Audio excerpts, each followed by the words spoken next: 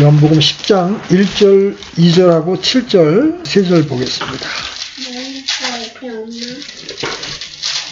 요한복음 10장 1절, 2절하고 7절, 1절, 2절 먼저 읽습니다. 시작.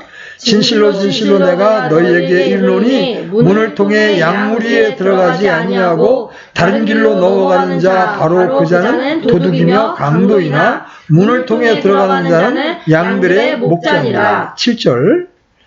그때 예수님께서 다시 그들에게 이르시되 진실로 진실로 내가 너희에게 이르노니 나는 양들의 문이니라. 아멘. 오늘은 그 문이신 예수님에 대해서 좀 살펴보려고요. 본문에는 예수님에 대한 소개가 나와 있는데 나는 구원의 문이요 나는 선한 목자다.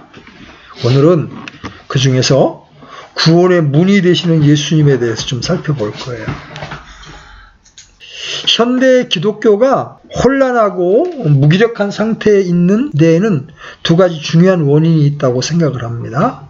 하나는 그리스도인이 되는 방법을 분명하게 선포하지 못하고 있기 때문입니다.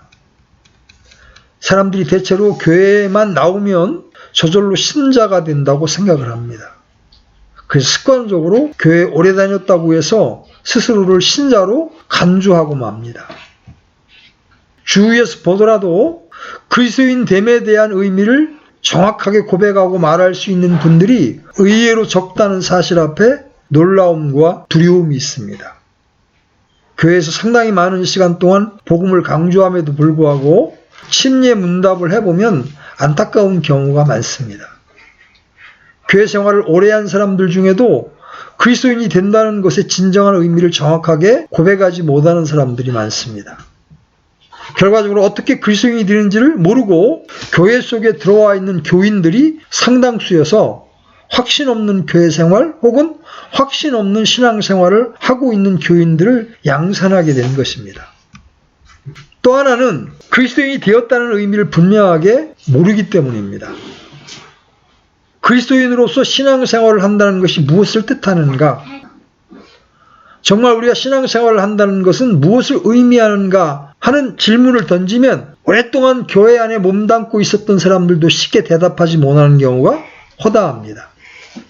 결과적으로 오늘날 교회에 출석하는 많은 교인들이 교회에 나오고 성경을 공부하고 기도하고 찬송하고 헌금하고 봉사하는 것이 신앙생활의 전부인 양 생각합니다. 물론 성경 공부나 기도나 찬양이나 헌금이나 봉사가 우리의 신앙생활을 신앙생활답게 하는 요소임에는 틀림없습니다. 그러나 꼭 기억할 것은 성경을 읽는다는 것은 그 자체가 신앙생활이 아니라는 겁니다. 기도한다는 것 그 자체도 신앙생활은 아닙니다. 찬송을 하고 헌금을 하고 봉사를 하는 그 자체를 신앙생활이라고 말할 수는 없습니다. 그러면 우리가 믿음을 가지고 살아간다는 것, 신앙생활을 한다는 것의 진수는 무엇입니까? 오늘날 많은 교인들이 신앙생활의 구체적인 내용을 상실하고 있기 때문에 이에 대한 대답에 궁색하고 신앙생활의 감격을 누리지 못하고 메마르고 무기력한 상태로 전락하고 마는 겁니다.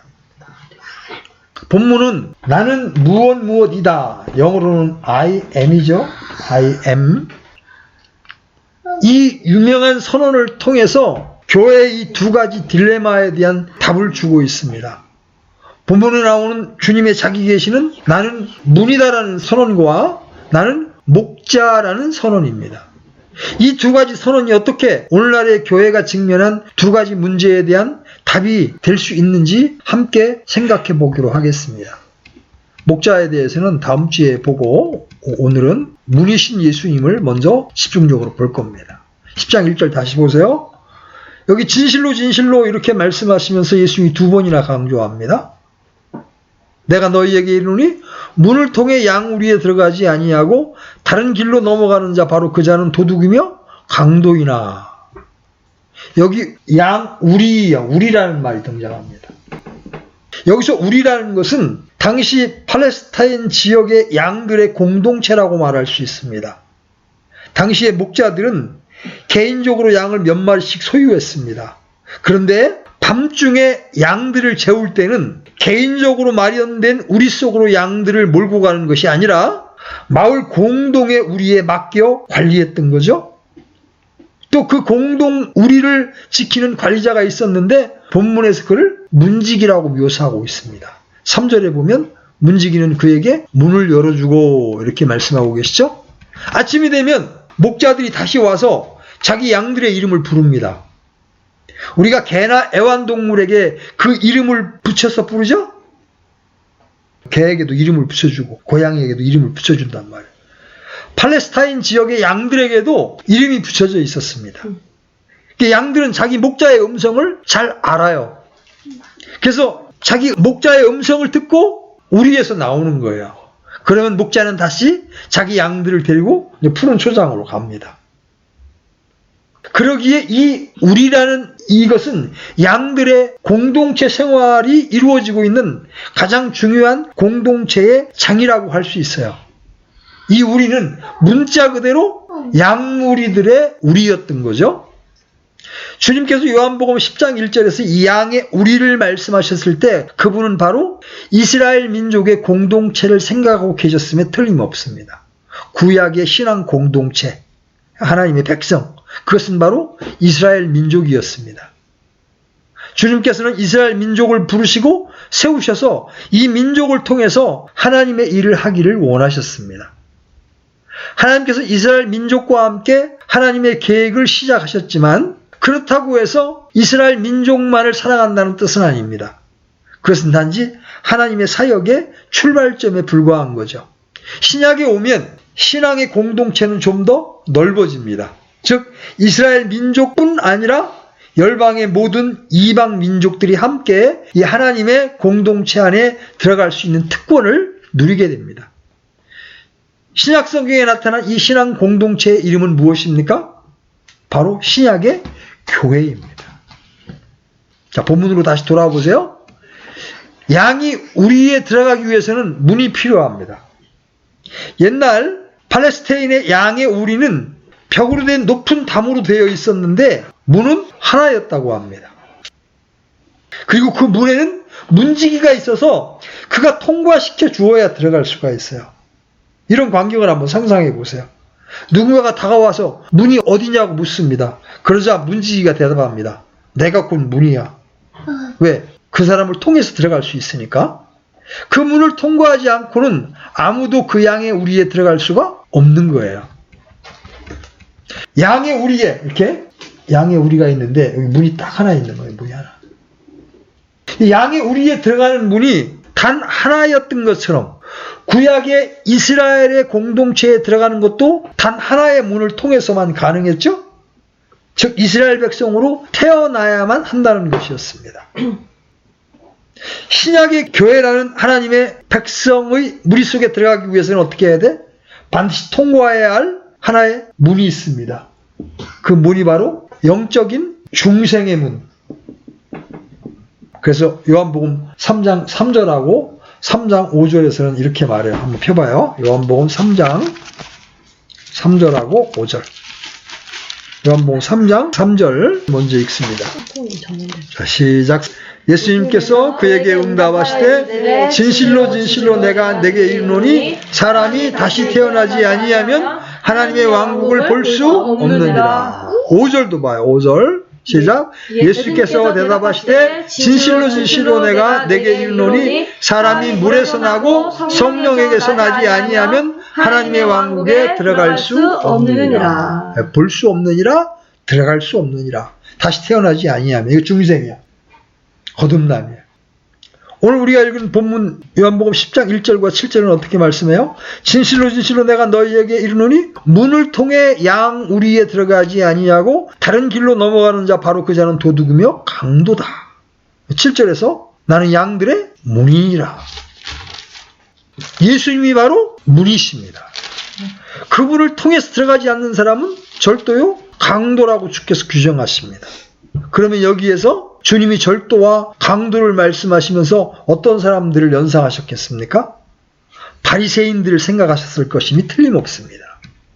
때때로 성경을 공부하면서 성경에 대한 우리의 사고가 당시의 문화적 배경에 나타난 사고와 상당히 다른 것을 많이 느끼게 됩니다. 우리는 예수님이 나는 무엇이다라는 말씀을 살펴보면서 이 메시지가 당시에 어떤 문화적 배경 속에서 주어졌는가를 생각하는 것은 상당한 의미가 있습니다. 예컨대 나는 세상의 빛이다라는 한 말씀을 가지고도 빛이 무엇을 의미하는지 얼마든지 상상할 수 있습니다. 그러나 그것은 우리의 상상일 뿐이에요. 그런데 주님은 이 말씀을 하시면서 무엇을 연상하셨겠습니까? 이 말씀은 절기를 배경으로 한 거예요. 어떤 절기? 바로 장막절입니다. 이 장막절은 이스라엘 백성들이 광야 생활을 하는 동안 구름기둥과 불기둥으로 인도함을 받아서 드디어 가나안 땅에 들어가게 된 사실을 감사하며 기념하는 절기예요. 예수님께서 나는 세상의 빛이다 라고 말씀하실 때 이스라엘 백성들을 인도하던 구름기둥과 불기둥을 연상하신 겁니다. 우리가 이러한 역사적 배경을 고려하지 않고서 예수님이 말씀하시는 빛에 대해 주관적으로 상상할 수도 있습니다. 주님께서는 그런 자유까지도 주셨다고 생각을 합니다. 그러나 그것이 주님의 의도는 아닙니다. 본문이 포함되어 있는 요한복음 10장 22절에 보면 성전 봉헌절, 수전절이라는 절기가 나옵니다. 영어 성경에 보면 The Feast of Dedication이라는 번역이 나와죠. 이건 봉헌하다는 뜻이에요. 성전을 다 짓고 봉헌한 날을 기념하는 날이 바로 성전 봉헌절, 수전절이라고 합니다. 이 무렵이면 유대인들은 집에서 촛불을 밝힙니다. 우리의 음력처럼 유대인의 달력도 매년 조금씩 달라지지만 그 절기는 대개 12월 중순경으로 크리스마스 직전에 시작이 됩니다. 요한복음 10장은 바로 이 절기를 배경으로 한 것이라는 것을 염두에 두고 살펴보십시오. 본문의 절도와 강도라는 것은 당시의 바리새인들이라고 했습니다. 예수님과 더불어 격렬한 논쟁을 벌이던 바리새인과 같은 당시의 종교인들을 대상으로 말씀하고 있다는 사실을 우리가 놓쳐서는 안 됩니다. 자칫 우리는 바리새인들을 나쁘게만 매도하기가 쉽습니다. 그러나 그들은 아주 신앙심이 깊은 사람들이었습니다. 그들은 하나님을 믿었습니다. 또 하나님을 향한 철저한 봉사생활을 했습니다. 그러나 그들에게 딱 한 가지 부족한 게 있었는데 그것은 그들이 그리스도를 거절했다는 거죠. 다시 말하면 예수님 없이 하나님을 믿으려고 한 것입니다. 오늘날 여호와의 증인이나 신천지같이 그렇게 열심을 내지만 예수님 없이 하나님을 믿으려고 했던 거예요. 이제 이 메시지를 좀 더 실감나게 한번 이해해 보십시오. 나는 문이다. 이 문을 통과하지 않고 이 문을 들어가려고 하는 자는 다 절도며 강도다. 이 안에 들어가야 하나님의 백성이 되는 거야. 하나님의 교회가 될 수가 있는 거야. 이 문을 통과해서 들어가야. 근데 이 문이 누구라고? 예수님. 우리를 하나님의 백성이 되게 하시려고 찾아오신 분, 하나님과 원수된 관계를 해결하시고 하나님과 죄인을 화목하게 하시며 우리로 하여금 하나님의 자녀요 그 백성이 되게 하시려고 찾아오신 예수 그리스도. 그런데 하나님을 경배하고 하나님께 충성을 다하고 힘썼던 유대인, 특별히 근본주의자였던 바리새인들이 그들을 위해 오신 예수 그리스도를 거절하고 있었다는 사실은 얼마나 슬픈 아이러니입니까? 오늘날 교인들 가운데에는 이런 사람이 없겠습니까? 예수님을 빼놓고 하나님을 믿으려고 하는 사람 말이죠. 오늘날 많은 교회가 그리스도의 구주되심과 그 그리스도에 대한 우리의 책임 있는 반응을 강조하지 않고 막연히 하나님에 대해서 이야기합니다. 이것은 우리를 종교인으로 만들어버릴 가능성이 많습니다. 바울이 되기 전에 사울이 가졌던 결정적 결함이 바로 이것이었습니다. 그는 바울이 되기 전에도 하나님을 믿었죠? 그것도 철저히 열심히 믿었습니다. 내가 하나님을 믿는데 하나님 말고 또 누구를 믿으라고 하는가? 하나님 이외에 아무도 신앙의 대상이 될 수 없다고 굳게 믿었습니다. 그래서 하나님 아닌 예수님을 믿는 사람들을 그 땅에서 척결하기 위해서 다마스커스까지 쫓아갔습니다. 그는 그 정도로 열심이었던 거죠. 로마서 10장을 보면 나중에 진정한 그리스도인이 되었던 바울 사도가 자기 동족들을 생각하면서 이렇게 말합니다. 로마서 10장 1절로 3절 한번 열어보십시오. 로마서 10장 1절로 3절. 자, 같이 읽습니다. 시작. 형제들아, 이스라엘을 위한 내 마음의 소원과 하나님을 향한 기도는 곧 그들이 구원을 받는 것이니라. 내가 그들에 대해 증언하노니 그들이 하나님께 대한 열심은 있으나 지식에 따른 것이 아니니라. 그들이 하나님의 의를 알지 못하여 자기 자신의 의를 세우려고 다니면서 하나님의 의에 복종하지 아니하였느니라. 자, 하나님께서는 우리를 구원하시기 위해서 어떤 일을 하셨습니까?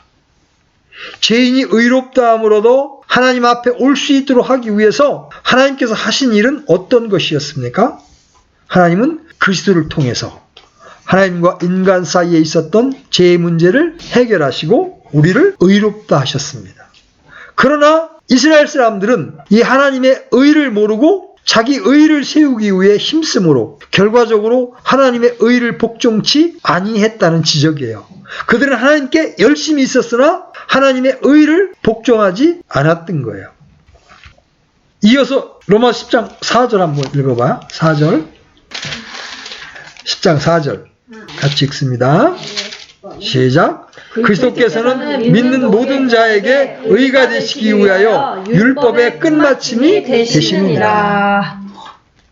유대인들이 율법을 지키면서도 율법의 완성자로 찾아오신 그리스도를 향해 신앙의 초점을 맞추지 못하고 있었다는 것은 참으로 안타까운 일이에요. 한국교회 전통적인 교인들 가운데에서도 새벽 기도회까지 나가서 사도신경 같은 하나님을 향한 신앙 고백과 주기도문을 줄줄 외우면서 막상 그리스도에 대한 자기 자신의 개인적인 신앙 고백을 상실하고 있는 사람들이 얼마나 많은지 모릅니다.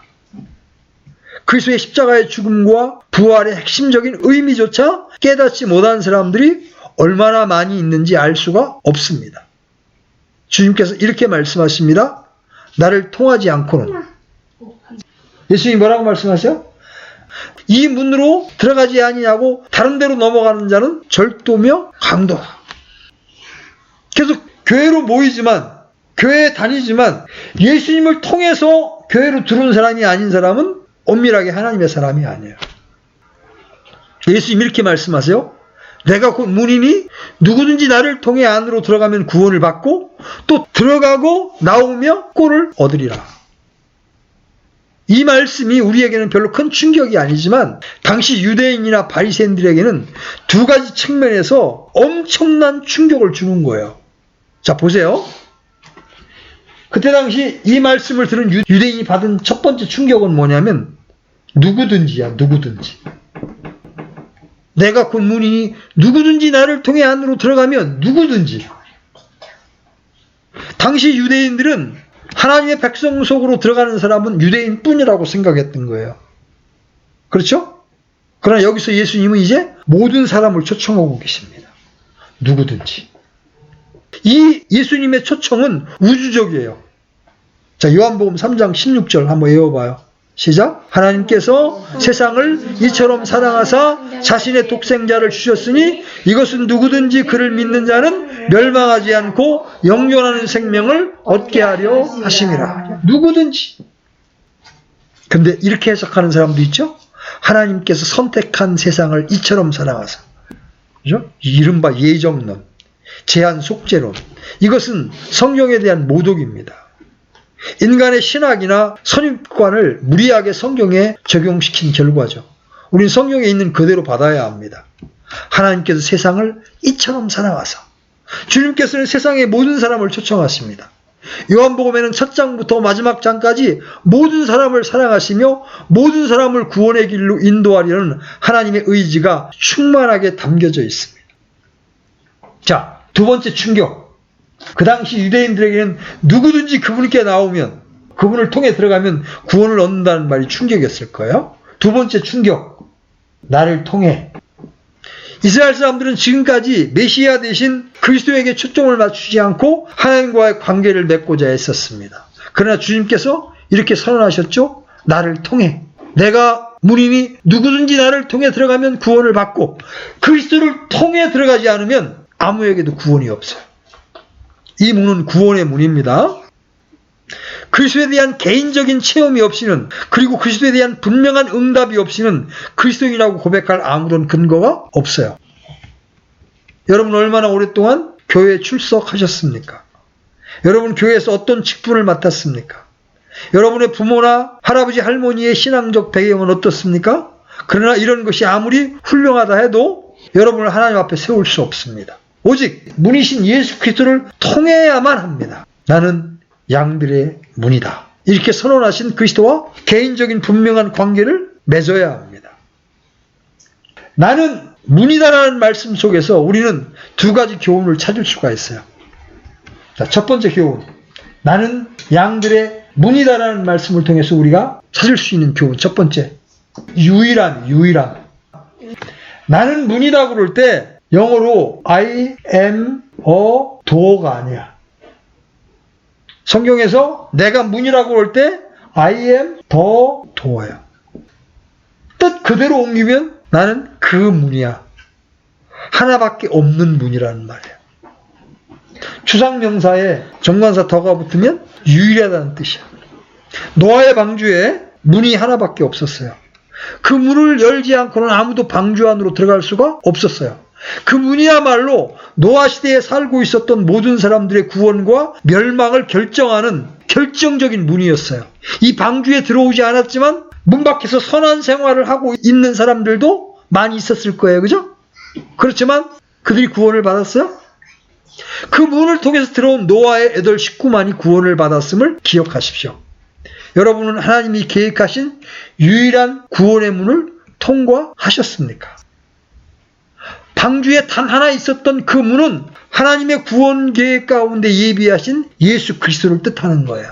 그러면 우리는 믿음으로 예수님을 받아들이고 감사해야 합니다.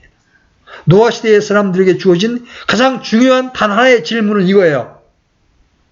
당신은 방주 안에 있습니까? 방주 바깥에 있습니까? 방주 안에 있으면 살고 방주 바깥에 있으면 홍수 속에 죽는 거예요. 다시 여러분에게 묻습니다. 여러분은 그리스도 안에 있습니까? 아니면 아직도 그리스도 밖에 있습니까? 사도행전 4장 12절에서는 명확하게 못을 박아 두었습니다. 한번 열어보세요. 사도행전 4장 12절. 사도행전 4장 12절. 자, 같이 읽습니다. 시작. 다른 사람 안에는 구원이 없나니 하늘 아래에서 우리를 구원할 다른 이름을 사람들 가운데 주지 아니하셨느니라 하였더라. 다른 사람 안에 구원이 있다 없다? 없다. 그죠?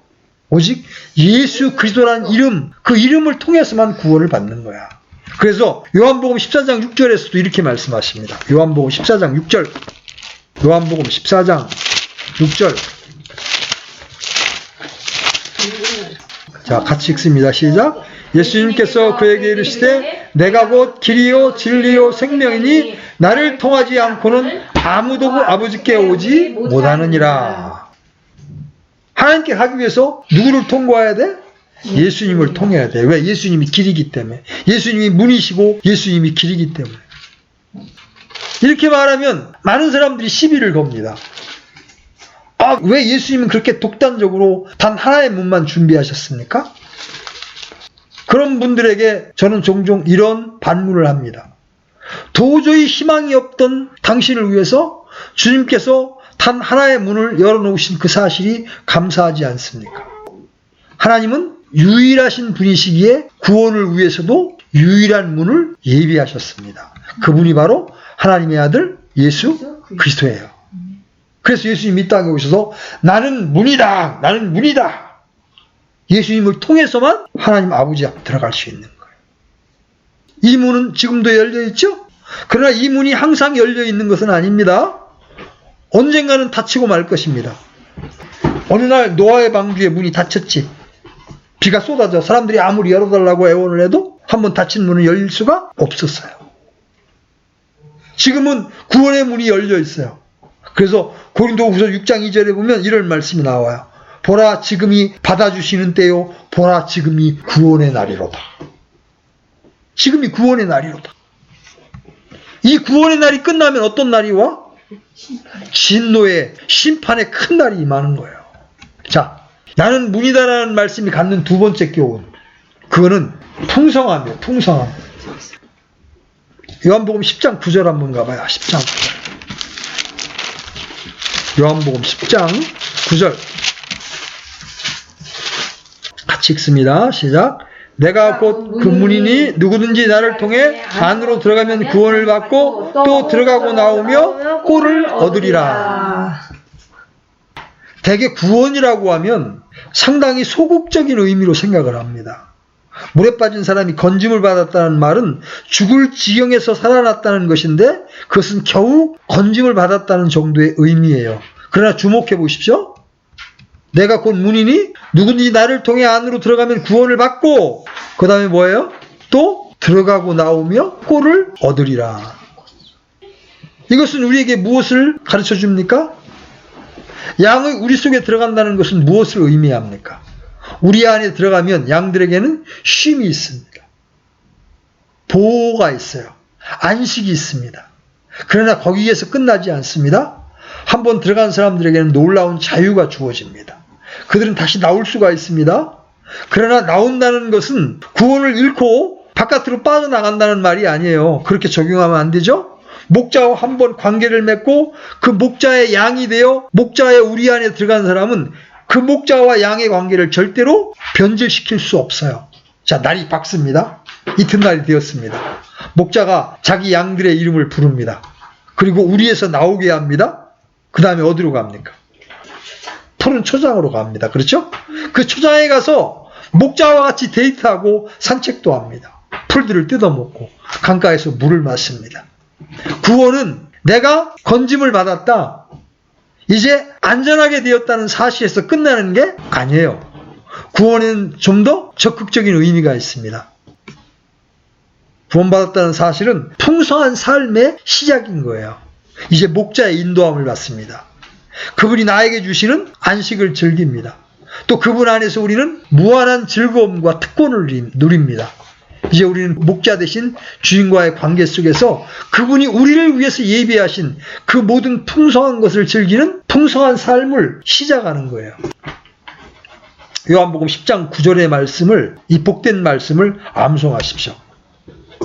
내가 곧 문이니 누군지 나를 통해 안으로 들어가면 구원을 받고 또 들어가고 나오며 꼴을 얻으리라. 이 문을 통과할 때 풍성한 삶이 약속이 되는 거예요. 이 문을 통과할 때 놀라운 구원을 경험하게 되는 거예요. 그럼에도 불구하고 현대 기독교의 비극은 그리스도 없는 기독교를 만들고 있다는 거예요. 금세기 최고의 신학자인 칼 헬리라는 분은 기독교 역사에 길이 기억될 만한 굉장히 위대한 학자입니다. 그분은 유명한 자신의 저서 가운데 이런 이야기를 했습니다. 현대 기독교의 최대 위기는 그리스도 없는 기독교이다. 오늘날 많은 사람들이 하나님을 강조하면서도 실상 그리스도의 사역과 그분의 십자가와 부활에 대해서 정확하고 분명하게 강조하지 않고 있는 실정입니다. 이렇게 기독교가 왜곡되면 결국 유대교와 다를 바 없게 되고 말 것입니다. 이것은 가장 위험한 복음의 변질이에요. 오늘은 이렇게 양들의 유일한 문이 되시는 예수 그리스도에 대해서 살펴보았어요. 우리가 양 우리에 들어가려면, 하나님의 교회라고 하는 이 우리에 들어가려면 예수 그리스도라는 문을 통해서 들어가야 돼요. 예수님 앞에 섰을 때 내가 죄인이라는 사실을 깨닫고 멸망할 수밖에 없는 나를 위하여 하나님께서 그런 나를 사랑하셔서 이 땅에 구원자로 보내신 예수님, 나를 위해 십자가에 달려 죽으셨다가 나를 의롭다 하시기 위해서 부활하신 하나님의 아들 예수 그리스도, 그분을 나의 주, 나의 하나님으로 받아들일 때에 우리는 그 문을 통해서, 예수 그리스도를 통해서 이 양 우리에 들어갈 수가 있는 거예요. 아버지께 갈 수가 있는 거예요. 이 양의 문이 되신 예수님을 여러분 믿으십니까? 아멘. 예수님이 주원이의 모든 죄를 짊어지시고 십자가에 죽으셔서 예수님의 피로 주원이의 모든 죄값을 깨끗하게 씻어놓은 사실을 믿으십니까? 아멘. 아멘. 그 찬송할 이유가 그래서 있는 거예요. 이 예수님을 유일한 나의 구원자로 믿고 그분을 의지하면서 사는 것이 바로 신앙생활인 거예요. 네. 우리 모두가 유일한 길이시며 유일한 문 되신 예수 그리스도를 정확히 알고 그분과 동행하는 삶을 살게 되기를 간절히 바랍니다. 아멘. 기도합시다. 하나님 아버지, 오늘 복음이 필요한 지체들을 위해서 유일한 문이 되신 예수 그리스도에 대해서 공부했습니다. 우리가 하나님을 믿는다고 하면서도 하나님이 보내신 분 예수 그리스도를 알지 못하고 그분께서 나를 위하여 어떤 일을 해 놓으셨는지를 알지 못함으로 인하여 신앙의 확신 가운데 있지 못하는 많은 사람들이 있습니다. 하나님 이 시간 성령의 조명을 통해 우리 어린 지체들에게 예수님께서 우리의 유일한 문이 되심을 분명하게 깨닫고 그 예수님을 구주로 마음에 믿고 신뢰함으로 분명한 구원의 확신을 갖고 신앙생활할 수 있도록 인도해 주시기를 원합니다. 우리가 그 문 안으로 들어갔을 때 풍성한 삶이 약속됨을 또 말씀을 통해 보았습니다. 우리가 그분을 믿은 이후에도 그분을 온전히 신뢰하지 아니하므로 그 풍성함을 누리지 못하고 궁핍함과 메마름 가운데 거할 때가 얼마나 많이 있는지 모릅니다. 이 시간 우리의 마음과 생각과 행실들을 돌이켜 다시 우리의 목자 되신 주님께 우리의 시각을 돌립니다. 우리가 주님을 바라고 주님을 순종할 때 주님께서 우리를 푸른 초장으로 인도하시며 잔잔한 물가로 인도해 주시면서 우리의 삶을 풍성하게 해 주실 줄 믿습니다. 우리가 이러한 것들을 누리면서 살아갈 수 있도록 우리에게 자상하게 가르쳐 주시고 인도해 주십시오. 오늘도 이러한 말씀을 허락하신 하나님 앞에 감사와 찬미를 드립니다. 주 예수님의